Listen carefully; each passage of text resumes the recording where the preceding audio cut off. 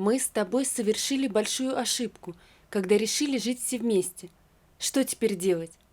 Дорогой, я понимаю, что это твои родители, но я не могу позволить им издеваться над моими. Ты же видишь, что Светлана Алексеевна специально ищет повод задеть мою маму, и с каждым разом нападки становятся все жестче. София вышла замуж за Дениса 4 года назад.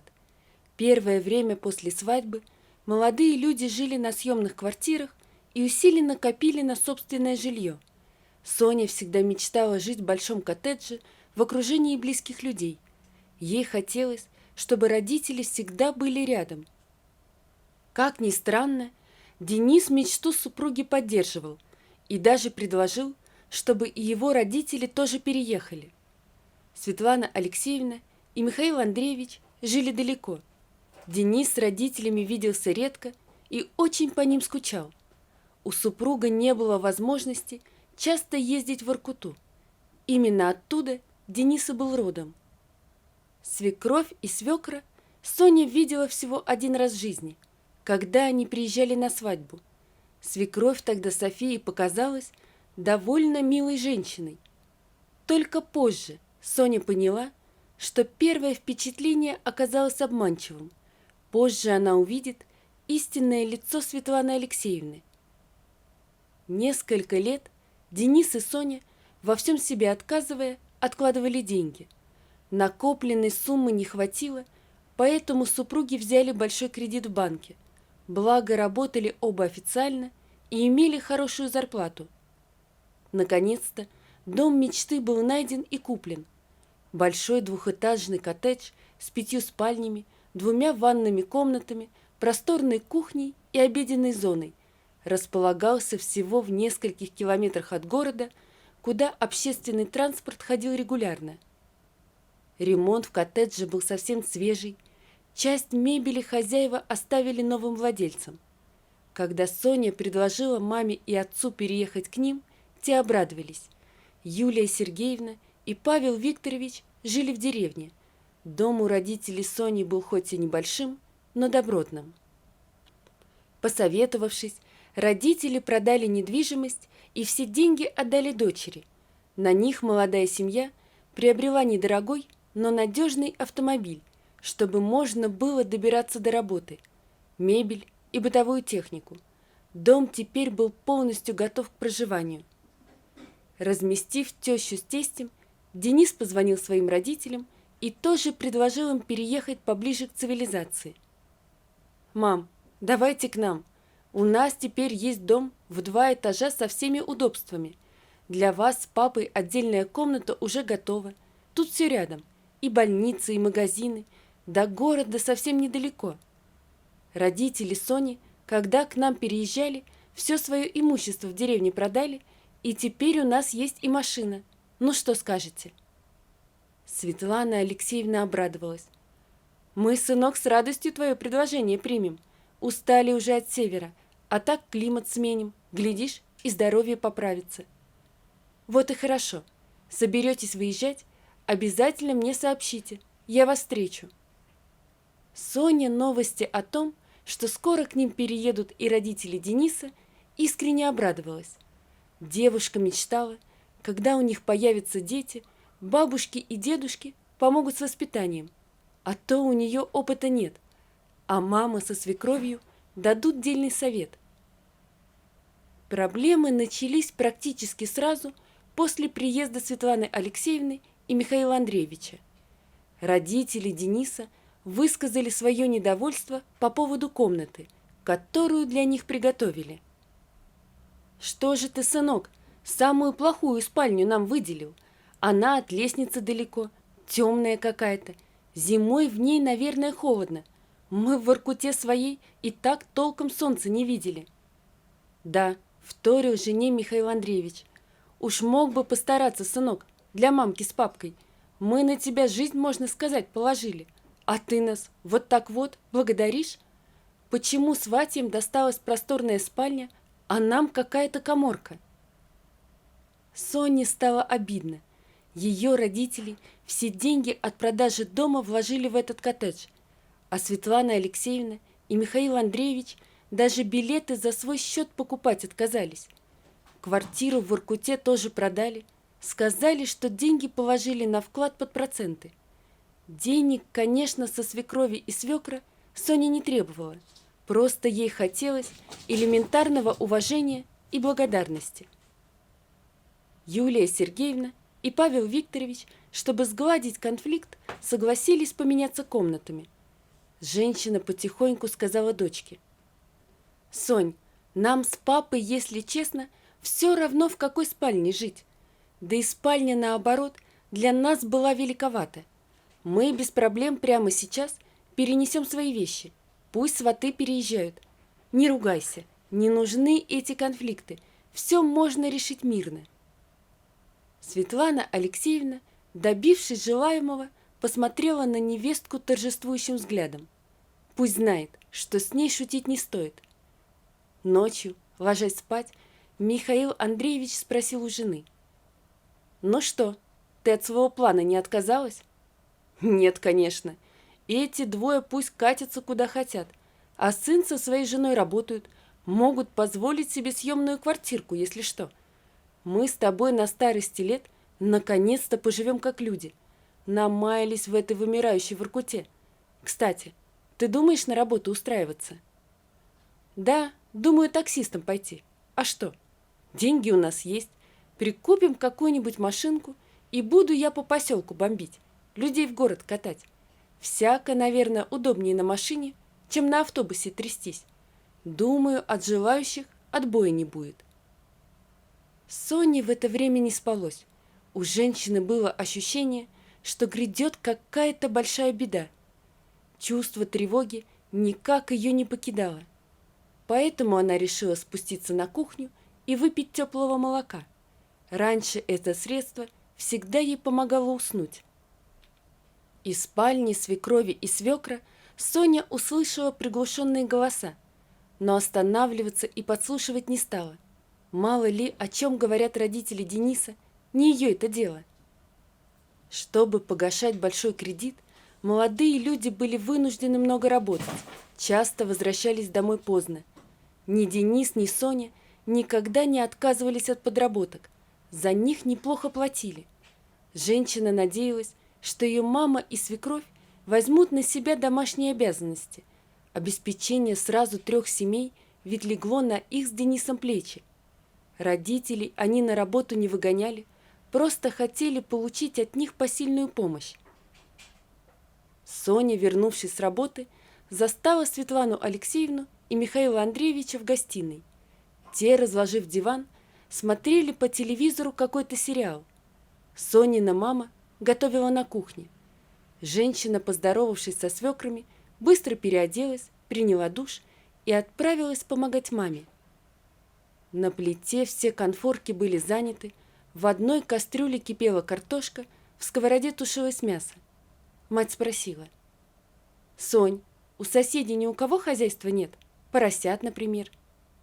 «Есть, у тети Зины через дом. А что ты хотела?» «Ты только Денису не рассказывай. Я на обед гречневую кашу с грибами приготовила. Я же с собой сушеные привезла. Так свате со сватом кашу есть отказались. Света ее выбросить велела, а мне жалко на помойку еду выносить. Если бы у вас была собака, то ей бы скормили». «Что она велела? Выбросить?» «Ну да, сказала, что нужно есть мясо на обед и ужин, а грибы – это не еда, а так, ерунда». «Ничего себе новости! Ишь ты, барыня нашлась! Еду она выбрасывает. Извини, мама, но Денису я обязательно скажу. Мало того, что они уже 2 недели здесь живут и палец о палец не ударили, так еще и меню с ними согласовывать нужно. Кстати, а где папа? Темнеет уже». «А он забор в огороде поправляет». «А Михаил Андреевич, как я понимаю, помочь отцу не удосужился?» «Нет, да папа его и не просил, сам взял инструмент и пошел». Соня разозлилась. Родители Дениса вели себя слишком уж нагло, нужно было что-то с этим делать. Соня дождалась прихода мужа и за ужином при нем спросила у свекрови: А вы, Светлана Алексеевна, грибы, оказывается, совсем не уважаете. Не едите, что ли? Свекровь метнула злой взгляд на Юлию Сергеевну и ответила: грибы, Сонечка, пища опасная, ими легко и отравиться. Поэтому да, мы с Мишей их не любим. Что же вы тогда, Светлана Алексеевна, сами для себя и своего мужа не приготовите то, что вам нравится? Продуктов, слава богу, полный холодильник. Некрасиво еду, чужими руками приготовленную, в помойку выбрасывать. Денис недоуменно уставился на жену. «Соня, ты о чем?» «Мама твоя сегодня выбросила гречневую кашу с грибами в помойку и велела моей маме впредь согласовывать с ней меню. Дорогие свекровь со свекром желают мясо есть 2 раза в день». Денис вытаращился на мать. «Мама, откуда у тебя эти барские замашки взялись? Не припомню я, чтобы в Воркуте мы каждый день ели мясо, и у тебя это в привычку вошло?» «Да, я велела сватье выкинуть ее грибы и приготовить свининку. Барыня переломилась?» – удивилась мать. «Имеем право вкусно есть в доме сына». «Светлана Алексеевна, пожалуйста, выбирайте выражение. Мы семья, понимаете? Друг другу ровня. Никто вам здесь прислуживать не обязан. Вы знаете, где кухня, где плита и где холодильник. Если вы захотели что-то особенное, пожалуйста, спуститесь и приготовьте сами». «А ты мне не указывай. Меня сюда сын жить пригласил. В его доме не тебе порядки устанавливать». «Как раз-таки и мне. Дом мы с Денисом покупали в складчину. Половину этой стоимости оплачивала я. Поэтому я здесь равноправная хозяйка. Светлана Алексеевна, мне не хочется портить с вами отношения. Пожалуйста, давайте жить мирно. Нужно идти друг другу на уступки». Оставшись наедине с мужем, Светлана Алексеевна сказала ему, что пора избавляться от Сониных родителей. «Какова хамка, а? Еще и жалуется. Миша, у тебя есть идеи, как выжить ее отсюда?» «А помнишь, мы вчера фильм с тобой смотрели? Там главная героиня хотела избавиться от внебрачной дочери мужа.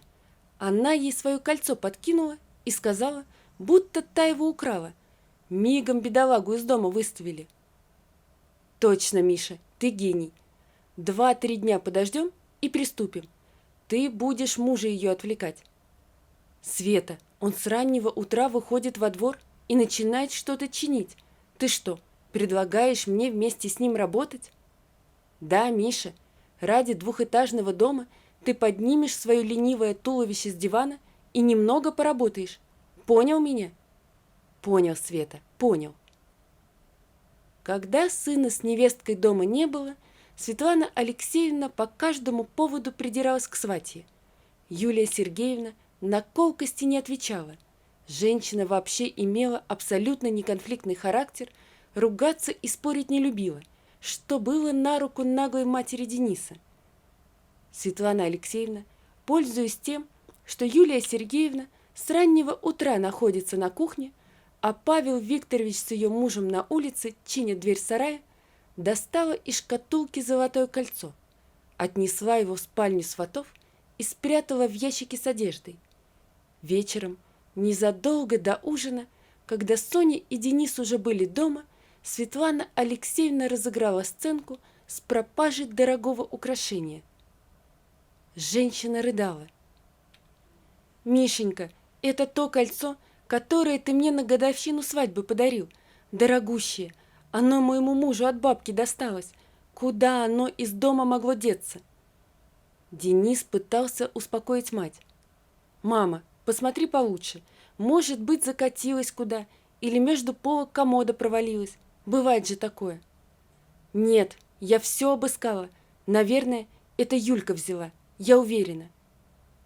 Соня, услышав слова свекрови, и бровью не повела. Светлана Алексеевна, не дождавшись реакции невестки, продолжала. «Я уверена, что это она, и я вам докажу». Светлана Алексеевна ушла в комнату Юлии Сергеевны и Павла Викторовича, пробыла там минут 15, вытащила кольцо и на вытянутой руке принесла его на кухню. «Вот, Что я вам и говорила. Это она утащила. Я в шкафу у нее кольцо нашла.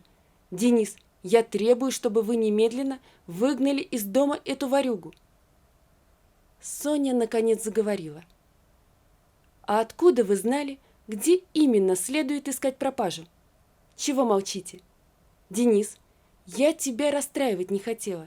До последнего надеялась, что родители твои до этого фарса не опустятся. Ты же знаешь, что я в последнее время плохо сплю. Вчера, спускаясь на кухню, я услышала этот разговор. Соня включила видео, которое было снято через приоткрытую дверь. В комнате раздался голос Светланы Алексеевны. «Вот, Мишка, завтра подкину ей кольцо, нажалуюсь Денису, и он выгонит приживал из дома. А потом мы с тобой потихоньку и Соньку выживем. Я уже придумала, как это провернуть. Скажем сыну, что его жена с любовником гуляет». От злости Светлана Алексеевна заскрипела зубами и отвесила затрещину мужу. «Я же дважды у тебя спросила, запер ли ты дверь в спальню. Ты мне что сказал?» Рано утром Светлана Алексеевна и Михаил Андреевич, громыхая чемоданами, уехали. Денис их выгнал и потом ни разу не пожалел о принятом решении. С родителями он больше не общается, а те сидят в холодной Воркуте, обозленные на весь мир, и винят во всем невестку. Думают, глупые, если бы не она, то жили бы припеваючи. Вот такая история, друзья. Напишите, пожалуйста, что вы думаете об этой истории. Не забудьте подписаться на канал и поставить лайк. Всего вам доброго. До свидания.